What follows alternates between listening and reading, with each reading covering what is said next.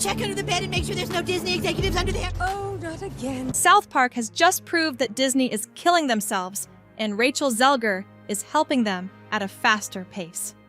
What an idiot I've been as a young person in this industry who has no filter and no idea. Woke Go Broke.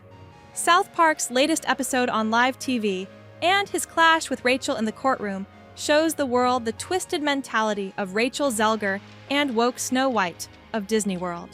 And the Disney stock just keeps going down and down and down. And then Bob Iger is all like, no, what's going on with my stock? Snow White became the movie that made Disney, and now it will be their end. Rachael Zelger's high ego and woke warrior vibes were so cringy in the Snow White movie that even wokes are running away from it. Was so large that I really could not contain any of it, to the point that this is exactly why they are cancelling many different events. They canceled the UK premiere. They also withdrawed. They actually dialed back or scaled back, whatever have you, for the US premiere of Snow White. On top of this, South Park's parody twisted her already roasted mind, and she went into a complete meltdown. What is actually happening? Watch this video with a bowl of popcorn as you are going to enjoy the doom of a woke with the parody twist of South Park. Yeah, only this time, it wasn't just me. They were taking all my favorite people and replacing them with diverse women complaining about the page. Recently, Walt Disney has gone through a shock that everyone else has been seeing coming. Rachael Zelger has given a cursed apple to children's favorite company, which they are forced to chew with grimacing expressions. Turns out, they should have listened to their fans. They decided to throw their fans on the curb and are now crying when they have officially boycotted Disney. To everyone who hates when I win, the winged victory came to the Louvre in pieces, and people still line up to see her. And I can only hope that despite my flaws, and despite my cracks and my breaks, and there are many of them, she's a good actress, that at every premiere, in this whole scenario, Rachael Zegler has become an evil witch for her own life and career. No one else is damaging her career but her loud mouth and tweets.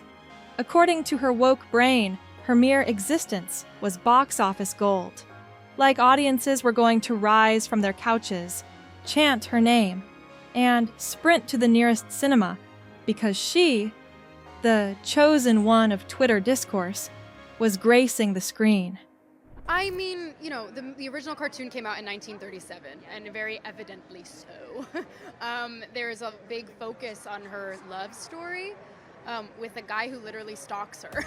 Yeah. Weird. That's why she confidentially sat on every platform she could and badmouthed the 1937 Snow White movie, asserting that it lacked all the essential woke ideologies necessary to make it a childhood-friendly movie. and despite my cracks and my breaks, and there are many of them, that at every premiere and everything I do, people will wait in line to see. The results were expected. When she saw that her Snow White remake was a disaster and the cinemas resembled vacant ghost areas, she took a really funny step. She did a PR campaign that became famous as How to Trip Over Your Own Ego in Public. What was meant to be her glorious cinematic coronation quickly morphed into a painfully awkward episode of Who Told You This Was a Good Idea? Yes, this is her PR campaign. A TikTok video with her buddies, buying 2 tickets to her own movie, and disturbing a poor man who has no idea what Snow White is. Well, we are sure if he got the idea, he would run away from it as if it were a plague. Because honestly, it is one. As expected, that TikTok clip didn't inspire fan excitement. In fact, it inspired memes, mockery, and 1,000 stitches of secondhand embarrassment. She came in with Broadway bravado and left with the kind of reputation usually reserved for influencers who say, "I'm not like other girls," and then proceed to be exactly like every single one. After this disaster, South Park entered the picture with its evergreen parody. In just one episode, he destroyed woke Hollywood actors and Disney. The message was clear. Everything woke turns to shit. Sell your Disney stocks. Not a family company anymore. Rachel's career is over. South Park Studios and Paramount is that they really do come out with by far one of the best parodies out there when it comes to South Park. You know, they are very much, you know, a studio that likes to poke fun at both sides equally, and we know at the same exact time as well that the Panderverse, you guys may recall back in October of 2023, that big special really woke up a lot of people in the general public for what Disney. In a glorious, unfiltered drag of Hollywood's so-called diversity, equity, and inclusion strategy, South Park didn't just go after the trend.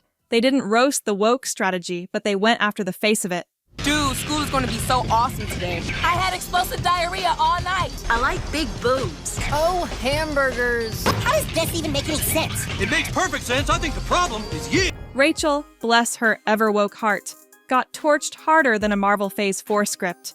The show painted a world where every legacy character gets the boot in favor of someone louder, smugger, and more inclusive.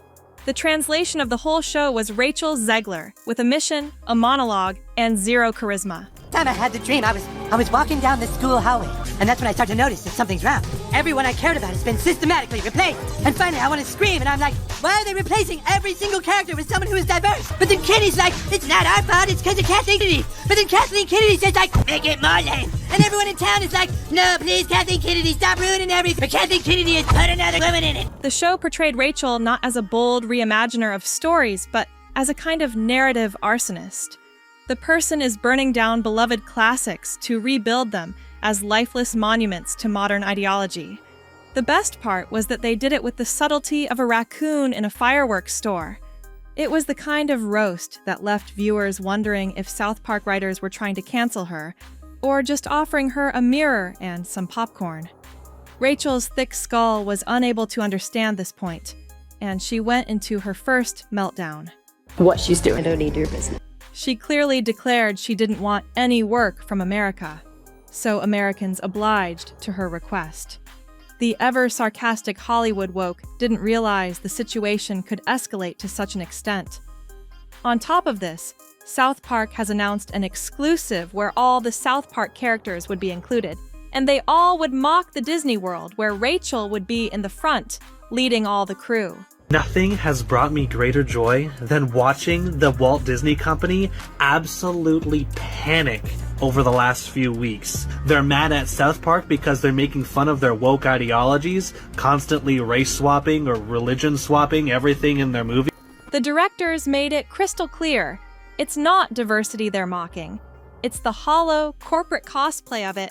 Moreover, Rachel is not a villain. In fact, she's a walking, tweeting, soundbite-generating PR disaster. She's the kind of star who thinks eye-rolling through a classic tale is brave, and acting like she's too good for the source material is some kind of feminist revolution. What an iconic character she is. Kindly note the sarcasm here. Exactly what they're doing, and that is why we hate the diversity, equity, and inclusion. This situation led her to a second meltdown. Most celebrities, when roasted by South Park, chuckle awkwardly and move on. But our Rachel was a unique piece. The heroine decided that satire was violence and animated mockery was apparently a war crime.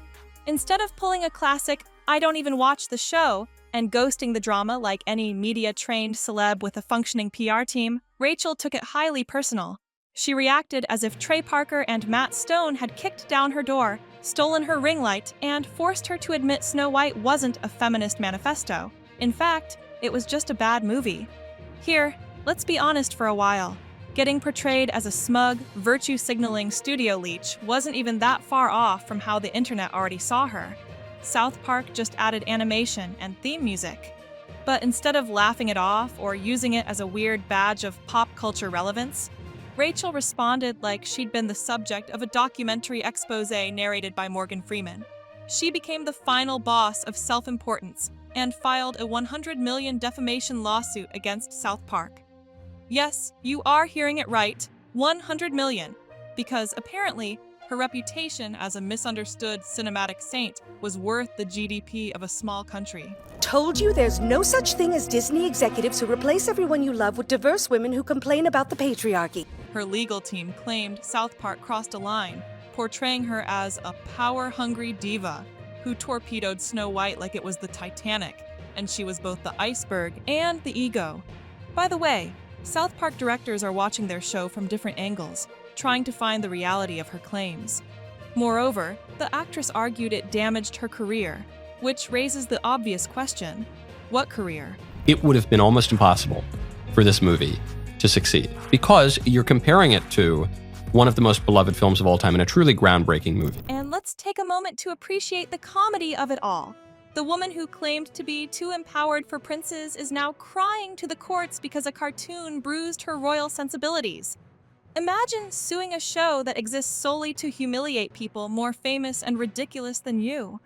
That's like walking into a roast and asking for a safe space. By the prince. She's not going to be safe with the prince, and she's not going to be dreaming about true love. She's dreaming about becoming the leader she knows she can be. Matt Stone and Trey Parker were caught off guard. Though no strangers to lawsuits, the size, timing, and cultural sensitivity of this case made it unique. Their lawyers warned them not to respond publicly or create further parody content. Scripts mocking the lawsuit were reportedly shelved. They vowed to use it anytime else, and will again mock Rachael on live TV anytime else. At that time, they focused on humiliating her in the court world. Inside the courtroom, things were so tense you could cut the irony with a jewel-encrusted, empowerment-themed katana.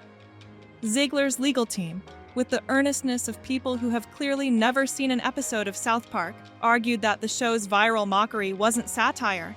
In fact, it was telling so much truth that the parody became too believable for the poor, impressionable youth of TikTok who, apparently, can't distinguish between an actual person and a cartoon screaming about DEI. Meanwhile, Trey Parker and Matt Stone sat there looking like kids who'd been called to the principal's office for turning the school assembly into a roast battle. But their argument was solid. They were not the two cartoonists who were mocking for fun. In fact, they were telling the truth to the world who were more than eager to agree with it.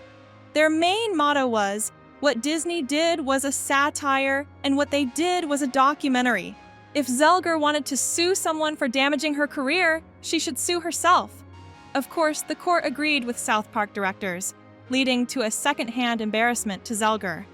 Once, she was humiliated by the same animation makers on the live TV, and now she was getting humiliated in the court and on the internet. By the way, have you watched the Snow White movie? Are you eagerly waiting for the new sequel of South Park directors who are aiming to humiliate Snow White in the best way? Do tell us your thoughts in the comments section.